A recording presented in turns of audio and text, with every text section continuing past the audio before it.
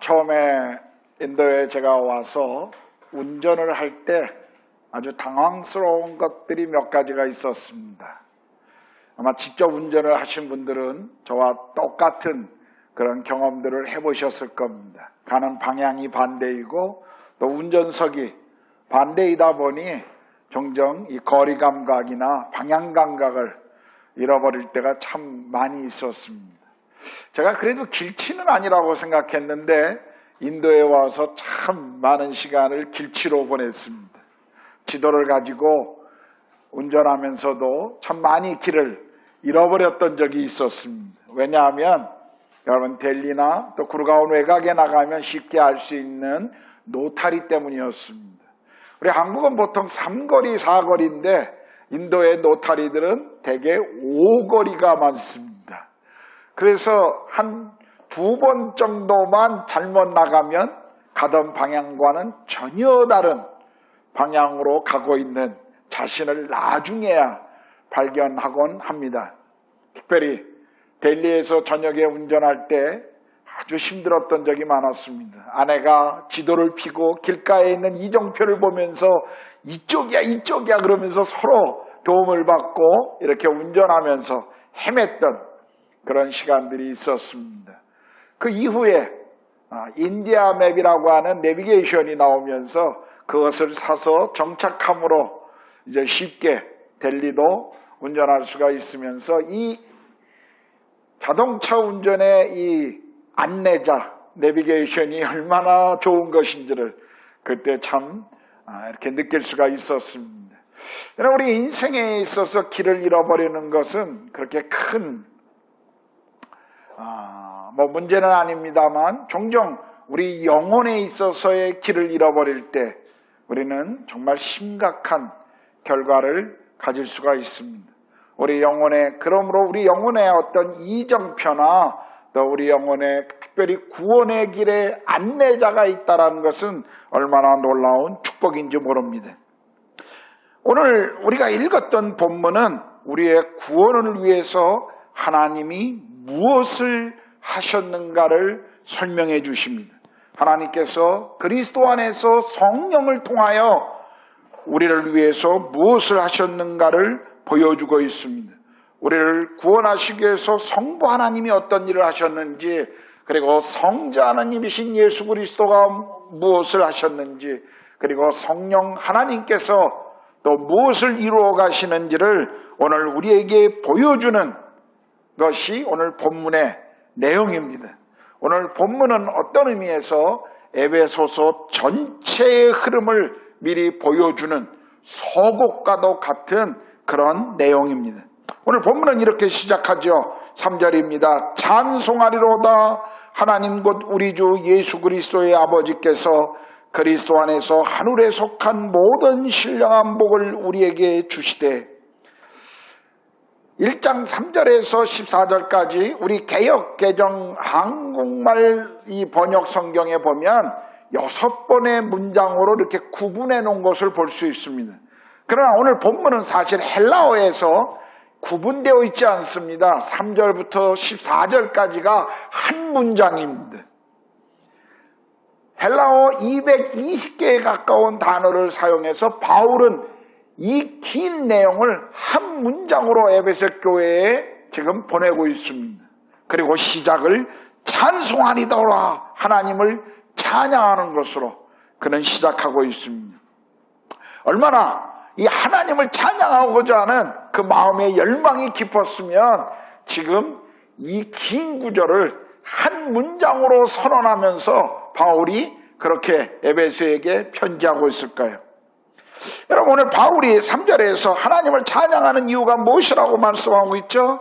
그리스도 안에서 하늘에 속한 모든 신령한 복을 우리에게 주셨기 때문이라고 말하고 있습니다. 여기 하늘에 속한 신령한 복이라는 것을 보면 우리가 이 땅에서 누리는 세상적인 복과는 다른 차원의 복을 지금 우리에게 말씀하고 있습니다. 이 땅에서 누리는 재물이나 이 땅에서 우리가 가질 수 있는 건강함이나 또 이 땅에서 우리가 어떤 편안함이나 이런 것들이 아니라 우리를 선택하신 그분의 은혜, 우리를 양자 삼아 하나님의 아들로 삼아주신 그분의 은혜, 우리를 용서하신 십자가의 그 은혜, 그리고 계속 우리를 그리스도 안에서 구원의 완성을 위해 이루어 가시는 그 성령님의 은혜와 같은 이런 영적인 축복을 지금 바울은 강조하고 있는 것입니다. 그런데요, 지금 이 복은 그리스도 안에 속해 있다라고 말하고 있습니다. 그리스도 안에 속한 우리에게 주어졌다는 것이죠. 오늘 이 짧은 본문 안에서도 그리스도 안에라고 하는 이 단어가 계속 반복되고 있습니다. 이 엔 크리스토라고 하는 이 전치사에는 사실은 위치를 말하고 있는 헬라어의 문법의 위치를 말하는 것입니다. 우리가 어떤 위치에 있는가 하는 것을 계속 바울은 우리에게 설명해 주고 있습니다. 계속 이 단어가, 이 문장이 반복되는 이유가 있다면 하나님의 구원 사역은 전적으로 오직 그리스도만을 통해서 이루어진다 하는 것을 지금 바울이 강조하고 있는 것입니다.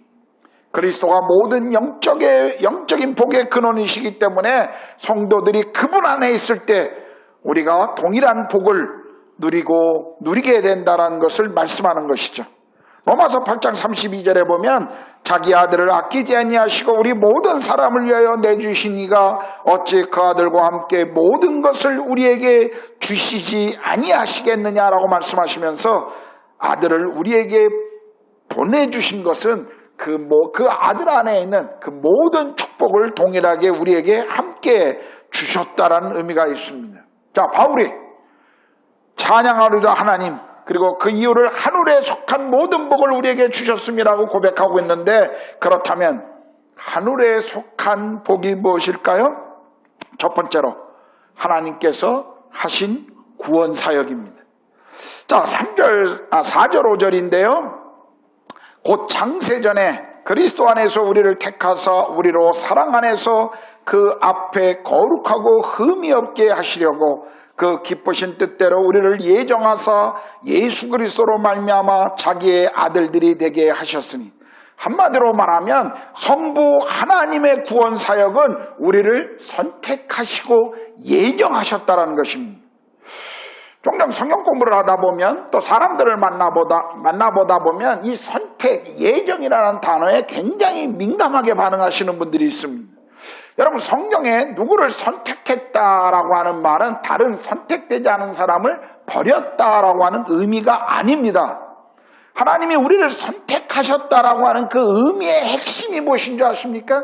하나님이 우리를 선택했기 때문에 선택되지 않은 모든 이들은 버려진 것이다 라고 말씀하려는 의도가 아니라, 하나님이 선택하셨다는 것은 전적인 그분의 주권이며 우리의 구원은 우리의 공로나 우리가 어떤 사람인가에 근거하는 것이 아니라 하나님이 우리를 뽑으셨다고 하는, 우리의 구원은 전적인 그분의 손에 달려있다는 것을 강조하기 위함이지, 선택받지 않은 사람들은 죄된다라고 하는 그런 의미로 이 단어가 사용된 것이 아니라는 것입니다.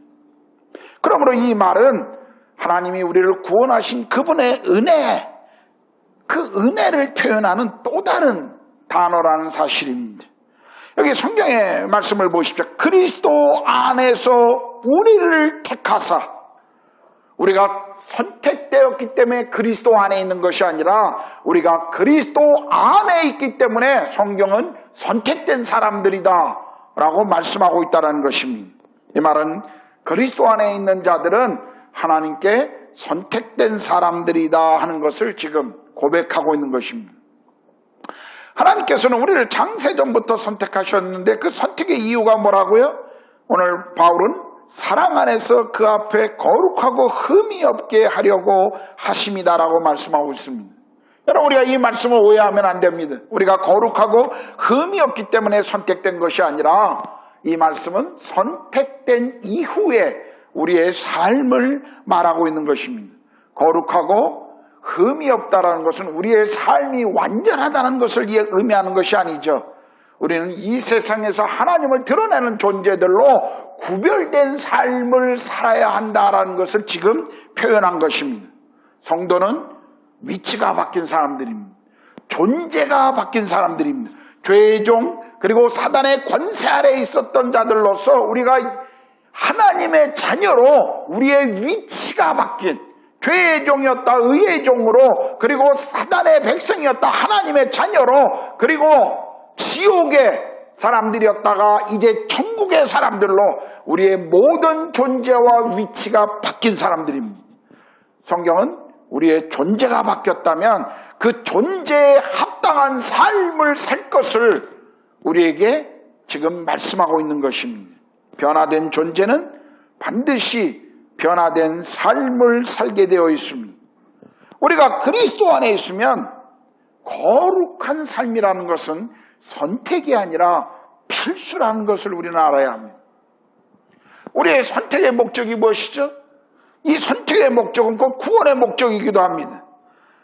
여러분, 우리가 특별히 창세기 12장을 보면 하나님이 아브라함을 선택하시는데 그 선택의 이유가 무엇이라고 말씀하고 있습니다. 창세기 12장 1절 3절을 보면 여호와께서 아브라함에게 이르시되 너는 너의 고향과 친척과 아버지의 집을 떠나 내가 네게 보여줄 땅으로 가라. 내가 너로 큰 민족을 이루고 네게 복을 주어 네 이름을 장대하게 하리니 너는 복이 될지라.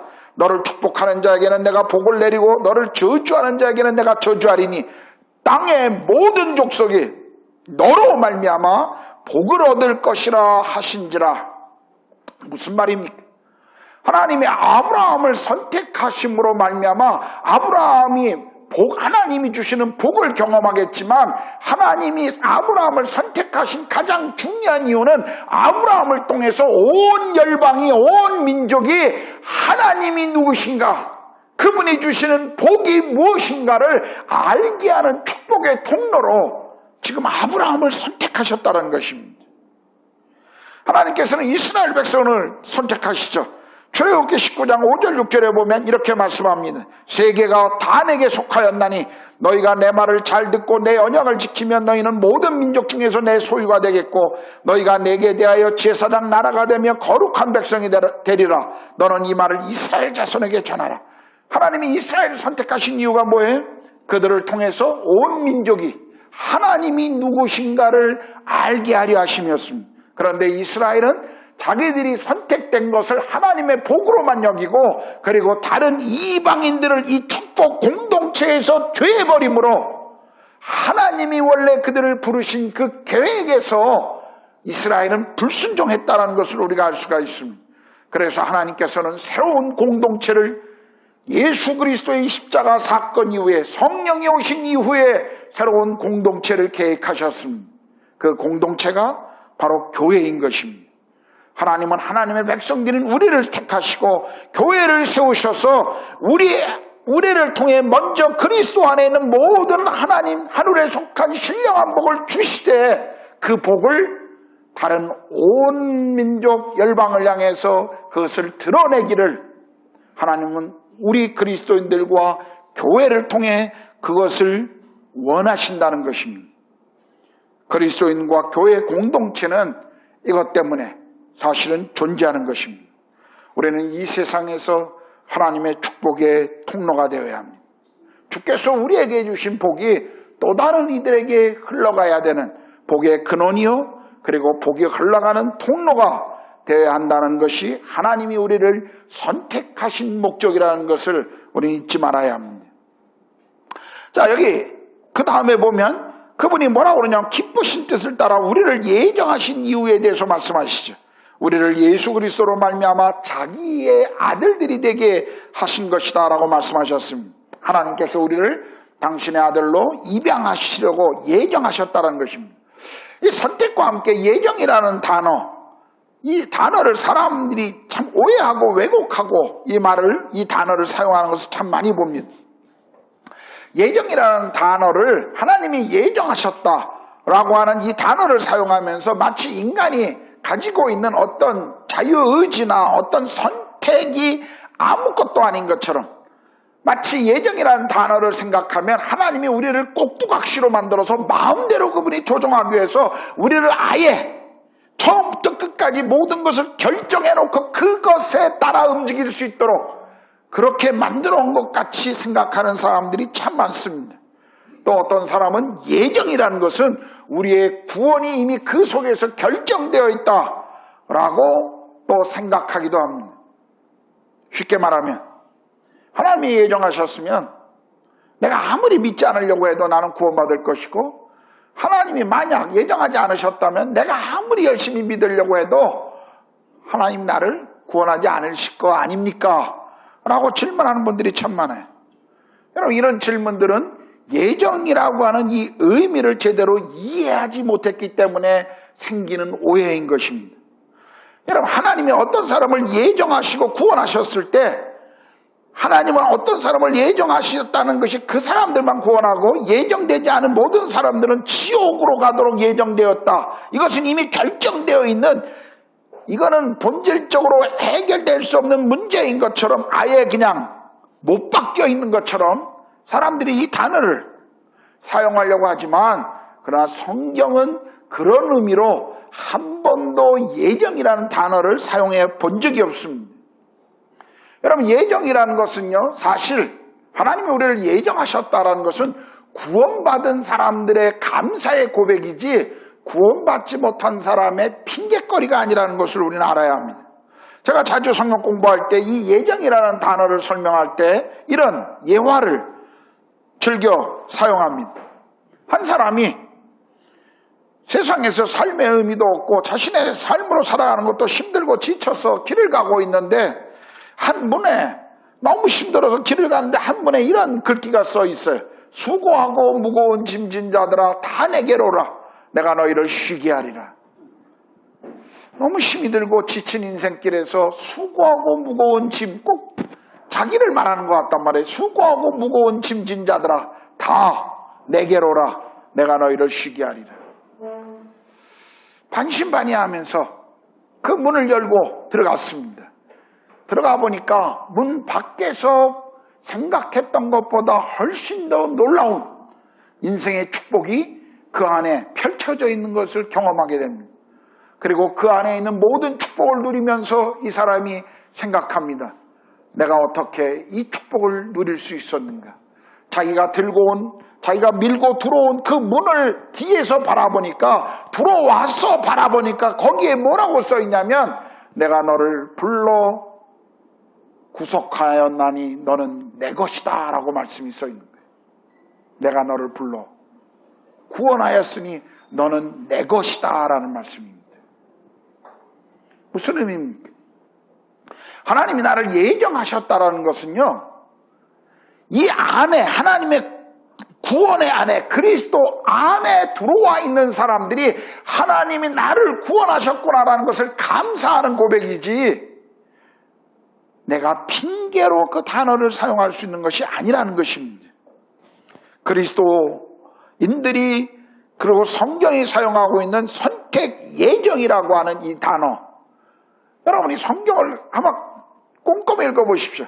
그 단어를 사용할 때 성경의 기자들이 그 단어를 쓰면서 믿지 않는 불신자들에게 그 단어를 사용한 적이 없습니다. 그 단어를 사용할 때는 늘 하나님이 부르신 당신의 백성들을 향해서 내가 너를 선택했고 너를 예정했다라고 표현하고 있지, 믿지 않는 자들에게 그 표현을 쓴 적이 없습니다. 그렇다면 하나님이 나를 창세전부터 선택하시고 나를 예정하셨다, 우리에게 어떤 의미가 있죠? 우리가 믿음 안에서 계속 신앙을 가지고 계속 그 속에서 걸어갈 수 있는 원동력이 되지 않겠습니까? 그분이 나를 선택하시고 나를 예정하셨다. 나를 선택하신 그 하나님이 나를 끝까지 책임지신다라고 하는 이 사실, 그것이 우리의 신앙에서 고난이나 또 어려움 가운데 계속 나를 걸어갈 수 있는 확신을 주지 않겠냐는 것입니다. 이것이 오늘 바울이 선택 예정이라는 단어를 사용한 그 목적이 있습니다. 이게 그 의미예요. 그러면 우리가 예수 그리스도를 통해서 우리의 죄가 용서되어지고 하나님의 자녀가 되어 그리스도 안에 들어와 있는 사람들이라면 우리는 선택받았는지 예정되었는지 그거 고민하실 필요 없다는 거예요. 왜냐하면 그리스도 안에 들어와 있는 사람들은 이미 하나님이 선택하시고 예정하셨다라는 사실을 분명히 확인할 수 있는 것입니다. 그 믿음이 여러분을 구원의 끝까지 안전하게 인도할 것입니다. 그래서 바울은 로마서 8장 38절 39절에 확신 가운데 이런 고백을 하죠. 내가 확신하노니 사망이나 생명이나 천사들이나 권세자들이나 현재일이나 장래일이나 능력이나 높음이나 깊음이나 다른 어떤 피조물이라도 우리를 우리 주 그리스도 예수 안에 있는 하나님의 사랑에서 끊을 수 없느니라. 우리는 이제 우리를 선택하시고 예정하신 그 하나님의 계획에 의해서 그분을 아버지라고 우리는 부를 수가 있는 것입니다. 그 아버지는 우리를 심판하시는 두려움의 아버지가 아니라 이제 우리를 품으시고 안아주신 우리의 아버지, 우리를 자녀로 받아주시는 아버지라는 사실입니다. 그분이 우리의 아버지이시기 때문에 우리의 구원이 안전하고 확실하다는 것입니다.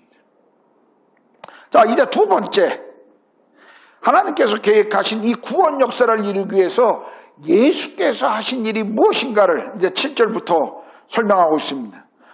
한마디로 말하면 두 번째는 예수 그리스도의 구원 사역을 우리에게 말씀해 주는 것이죠. 7절입니다. 우리는 그리스도 안에서 그의 은혜의 풍성함을 따라 그의 피로 말미암아 속량 곧 죄사함을 받았느니라. 여기 그의 은혜의 풍성함을 따라 그의 피로 말미암아 속량되었다라고 말씀하셔요. 이 속량이라고 하는 이 단어는 원래 노예의 몸값을 주고 살아서 자유를 선언해 풀어줄 때 사용하던 단어였습니다. 우리가 로마서 5장 8절을 보면 우리가 아직 죄인 되었을 때 그리스도께서 우리를 위하여 죽으심으로 하나님께서 우리에 대한 자기의 사랑을 확증하셨다라고 말씀하고 있지 않습니까? 우리가 죄인이었을 때 그 죄의 값을 그리스도가 대신 지불해 주심으로 우리는 죄의 종으로부터 자유함을 얻었다라고 하는 것입니다. 이 구속의 수단이 예수 그리스도의 피라는 것이에요. 우리가 베드로전서 1장 18절 19절에 보면 너희가 알거니와 너희 조상이 물려준 헛된 행실에서 대속함을 받은 것은 은이나 금같이 없어질 것으로 된 것이 아니요 오직 흠없고 점없는 어린 양 같은 그리스도의 보배로운 피로 된 것이라 말씀하십니다. 히브리서 9장 12절에 보면 염소와 송아지의 피로 하지 아니하고 오직 자기의 피로 영원한 속죄를 이루사 단번에 성소에 들어가셨다라고 말씀하십니다. 예수의 십자가가 우리를 모든 죄로부터 그분이 값을 치른 그 십자가의 피가 모든 죄의 값을 치렀다는 것입니다. 그래서 우리는 이제 뭐예요? 우리 죄에 대한 값을 치를 필요가 없는 것이에요.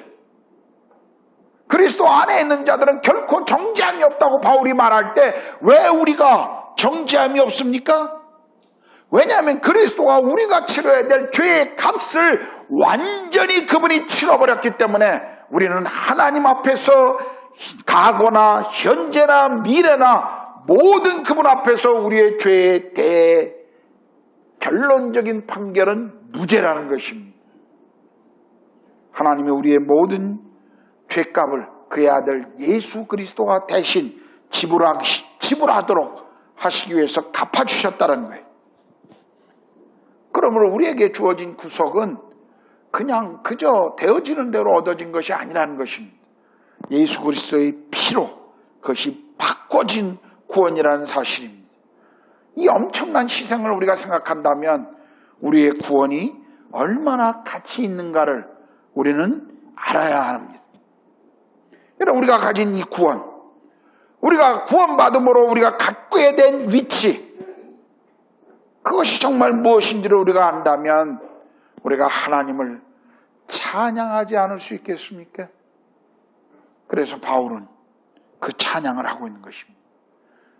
그는 비록 감옥 안에 있지만 사람들을 향해서 이 기쁨을, 이 확신을 전해주고 싶었던 것입니다. 자, 예수께서 우리를 속량하시기 위해서 십자가에서 그 피로 모든 값을 지불하셨다면 이제 세 번째로 성령님께서 우리의 구원을 어떻게 이루어 가시는지를 13절, 14절이 말씀해 주고 있습니다.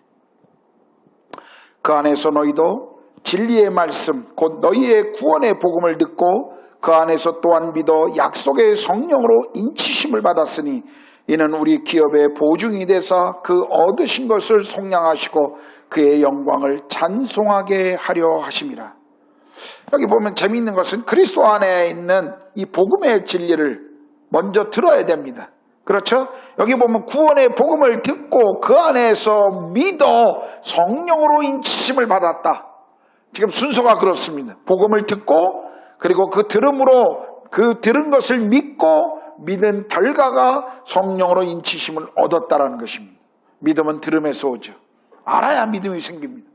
요한복음 5장 24절에 보니까 내가 진실로 진실로 너희에게 이르노니 내 말을 듣고 또 나 보내신 이를 믿는 자는 영생을 얻었고 심판에 이르지 아니하나니 사망에서 생명으로 옮겼다라고 말씀하십니다.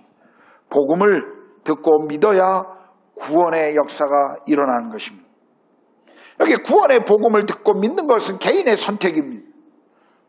이것은 누가 대신해 줄 수 있는 것이 아니죠. 그런데 오늘 말씀을 보면 우리가 예수를 믿을 때 우리에게 생기는 아주 중요한 한 사건을 이야기합니다. 그것이 뭐냐면 우리 안에 성령께서 인치신다는 거예요. 여기 믿어 인치심을 받았다라는 것은 헬라어의 이 문법에 의하면 이것은 동시에 일어나는 사건인 것입니다. 믿은 다음에 한참 후에 성령이 오시는 것이 아니라 우리가 복음의 말씀을 듣고 믿었을 때 바로 성령이 우리 안에 우리를 인치신다라는 것을 지금 말씀해 주고 있는 것이죠. 여기 인친다라고 하는 이 말은 쉽게 표현하면 도장을 찍는다라는 뜻입니다. 우리가 과거에 이 고대 영화들 보면 왕들이 대개 어떻습니까? 우리 한국은 뭐 옥새라는 것을 가지고 있었습니다만 대부분 고대 이 페르시아나 이 애굽의 왕들을 보면 손에 큰 인장들을 이렇게 차고 있습니다. 반지. 그래서 그 반지를 어떤 편지나 어떤 문서를 할 때 이렇게 찍으면서 그것이 변개될 수 없는 이것을 변하게 할 수 없는 그 증거로서 보증으로 이 도장을 찍는 것을 우리가 보게 됩니다. 또 우리가 뭐 미국 영화, 서부 영화 같은 데 보면 보통 말 같은 거나 아니면 송아지를 이 목동들이 이동시킬 때 어떻게 하죠? 또 송아지가 새로 태어나 어떤 말을 구입하게 나면 거기에 그 인을 불에다가 담궈서 그 인을 엉덩이에 이렇게 찍지 않습니까? 그 인친다는 게 무슨 의미입니까? 자기 소유라는 것을 드러내는 것이죠. 지금 성령께서 우리에게 인치셨다라는 말이 바로 그런 뜻입니다. 우리가 하나님의 소유임을 확인한다라는 뜻입니다. 성령은 우리가 예수 그리스도를 주와 구세주로 믿고 그 고백을 하게 하실 뿐만 아니라 우리 안에 오셔서 우리가 하나님의 자녀됨을 그분이 증거해 주신다는 거예요. 너는 하나님의 소유다라는 것을 성령이 인치심으로 우리에게 알게 하신다는 것입니다. 또 오늘 보면 성령이 우리 기업의 보증이 되어 주신다고 그랬죠. 이 기업의 보증, 하나님의 하늘의 기업에 대해서 우리가 그 상속자로 양자로 입적되면서 하나님이 주실 그 모든 축복을 우리가 상속받을 기업의 상속자가 되는데 그 기업의 보증자가 바로 성령님이 되어주신다는 것이에요. 여기 보증이 된다. 이 말은 이런 의미입니다. 어떤 돈을 빌리는데 그 돈을 그 어떤 물건을 살 때 그 물건을 살 때 그 물건의 완부를 그 모든 돈을 다 지불하기 위해서 우리가 선불금을 주지 않습니까? 계약금이라는 것을 바로 여기 보증이 된다 하는 것은 그런 의미입니다. 성령님이 우리를 위해서 우리의 구원의 완성을 위해서 그분이 대신 뭐에 선불을 내주신다는 겁니다. 재밌지 않습니까? 사는 사람이 선불을 내야 되는데 성경은 그것을 주시는 분이 선불까지 주셨다는 거예요. 성령이 우리의 선불이 되시면서 구원의 완성까지 그것을 이뤄 가시는 분이라는 것을 우리에게 설명하고 있는 것입니다. 제가 신혼 초에 조그만 아파트를 하나 사기 위해서 은행을 참 대출받기 위해서 돌아다닌 적이 있었습니다. 참 부산 시내 은행이라는 은행은 다 들어가 봤습니다. 대출이 그렇게 어려운지 그때 처음 알았습니다. 은행 들어갈 때마다 전부 물어보는 게 그게 뭐 가지고 계세요? 아니면 우리 은행에 어떤 뭐 적금 들어오는 거 있으시냐고. 그런 거 없는데요. 그런 거 없는데요. 그러면 은행에 있는 분들이 하나같이 이상한 눈빛으로 근데 너 왜 왔니? 전부 그렇게 무시당하고 나왔습니다. 참 진짜 그렇게 이 대출받는 그런데 이제 대출을 해주겠다라고 얘기하시는 분들 중에 또 이렇게 얘기하는 거예요. 대출은 해주겠는데 그러면 당신 대출 받는 만큼의 적금을 들으래요. 그래서 그 돈을 선불을 먼저 내래 또. 근데 지금 돈 없어서 대출 받는 사람이 그 적금 들어서 돈 낼 돈이 어디 있습니까? 그래서 그럴 돈이 없다고 그러면 해줄 수 없다고. 저는 그때 정말 교회 성도들이 이 집 한 채 대출 받아서 산다는 것이 얼마나 어려운 일인가를 그때 제가 알았습니다. 참 힘들더라고요. 정말 힘들었습니다. 그런데요, 지금 성령님이 우리에게 그 보증이 되어 주신다는 거예요. 우리의 구원의 보증, 그리고 그것은 구원의 완성의 끝까지 성령님이 이 모든 과정에 그분이 우리의 보증이 되어 주신다는 겁니다. 마지막 잠금이 진불될 때까지 그분이 우리를 보증서 주신다는 뜻입니다. 여러분 구약성경을 보면요, 성령님이 구약성경 안에서도 활동하시는 것을 우리가 볼 수가 있죠. 그런데 구약에서는 성령님의 활동을 보면 대개 뭐예요? 어떤 하나님의 사람들 속에서 성령이 역사하시다가도 그가 하나님의 말씀에 불순종하거나 아니면 어떤 죄를 지면 성령이 떠나가셨습니다. 대표적인 것이 뭐냐면 사울이나 다윗 왕의 이야기입니다. 다윗이 밧세바와 간통했을 때 하나님이 선지자를 보내서 나단 선지자를 통해서 다윗을 책망했을 때 다윗이 회개하면서 노래했던 것이, 기도했던 것이 시편 51편이지 않습니까? 거기에 보면 다윗이 그런 얘기하죠. 주의 구원의 기쁨을 내게 회복하시고 내 안에 성령을 거두어 가지 마옵소서. 여러분 구약시대에는 성령님이 하나님의 역사를 위해서 찾아오셨다가도 그가 죄를 짓거나 범죄하면 떠나가셨습니다. 그러나 우리가 신약에서 성령님이 오순절날 강림하시고 난 이후에 성령이 각 사람들에게 인침을 경험할 때 그분은 다시 떠나가는 분이 아니십니다. 왜냐하면 구약의 성도들은 믿음으로 약속을 바라본 사람들이지만 신약의 성도들은 예수 그리스도의 십자가와 부활의 사건으로 우리의 모든 죄가 이미 그 십자가에서 해결되어졌기 때문에 그것을 믿었을 때 성령님이 오실 그 사건은 한 번의 사건이 우리가 주님 앞에 서는 날까지 보증된 사건이라는 것을 오늘 성경이 우리에게 말씀해 주고 있는 것입니다. 성령님은 우리가 그리스도를 만날 때, 그리스도를 믿음으로 고백할 때 그 고백 가운데 함께 하시는 분일 뿐만 아니라 매일의 삶에서 그 구원을 이루어 가시는, 그래서 그 일 가운데 보증이 되어 주시는 그 역할을 성령님이 하신다는 것을 지금 바울이 이야기하고 있는 것입니다. 그런데요, 오늘 본문을 보면 바울이 하나님이 하신 일, 그리고 예수 그리스도께서 하신 일, 그리고 성령이 하신 일들을 설명하면서 그 끝에 항상 이렇게 고백하고 있습니다. 6절, 이는 그가 사랑하시는 자 안에서 우리에게 거저주시는 바 그의 은혜의 영광을 찬송하게 하려는 것이라. 12절, 이는 우리가 그리스도 안에서 전부터 바라던 그의 영광의 찬송이 되게 하려 하심이라. 14절, 이는 우리 기업의 보증이 되사 그 얻은 것을 속량하시고 그의 영광을 찬송하게 하려 하시며.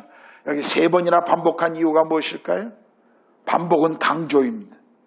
바울이 지금 이 세 번이나 반복한 것은 우리를 구원하신 그 목적은 하나님 그분의 영광을 찬양하기 위함이라는 것입니다. 하나님께서 우리에게 보여주신 그 놀라운 사랑을, 그 은혜를 우리가 찬양하라는 것입니다.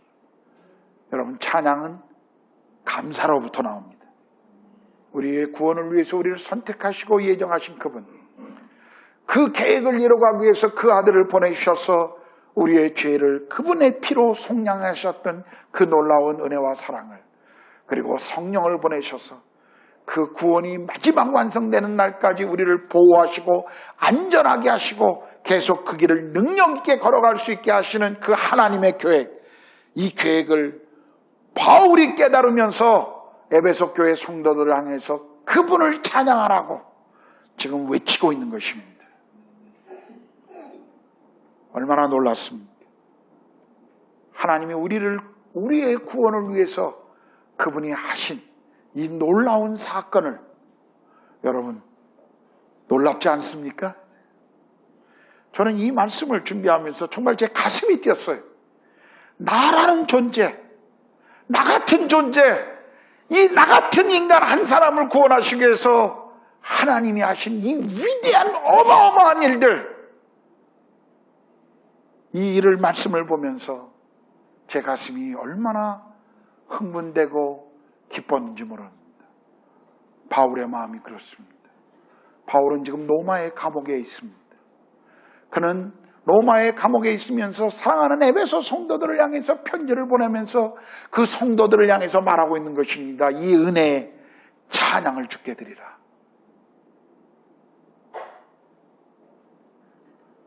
그는 비록 로마의 감옥에 있지만 감옥 밖에 있는 사람들보다 더 큰 감격과 기쁨에 차 있습니다.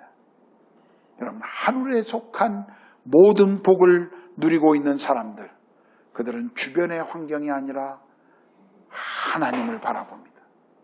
이 땅에 있는 것들에 만족하는 것이 아니라 하나님에게 속한 것에 집중합니다. 내가 원하고 좋아하는 것을 누리고 있기 때문이 아니라, 내가 편안하고 안락한 호텔에 머물고 있기 때문이 아니라, 비록 감옥에 더럽고 습기찬 그 우울한 방 안에서도 바울처럼 하나님을 찬양할 수 있는 것입니다. 이것이 우리의 존재입니다. 이것이 저와 여러분들의 위치입니다. 코로나 바이러스가 아무리 범람해도 그것이 우리의 위치를 변하게 할 수 없습니다. 주변의 상황이 아무리 불안하고 그렇다 할지라도 그것이 우리 안에 주께서 주시는 평안을 흔들 수가 없다는 사실입니다. 여러분, 우리는 이런 상황 속에서 무엇을 기억해야 합니까? 이 상황 속에서 하나님이 정말 내게 하셨는지, 하나님이 내게 주신 은혜가 무엇인지, 여러분 이것을 묻고 계속 답을 찾으셔야 합니다. 하늘에 속한 신령한 복을 누리는 사람들, 정말 진정 이 땅에서 행복한 사람들입니다. 그렇다면 우리 안에 하나님이 허락하신 이 놀라운 구원의 축복을 우리가 찬양해야 되지 않겠습니까? 할렐루야! 할렐루야! 찬양합시다.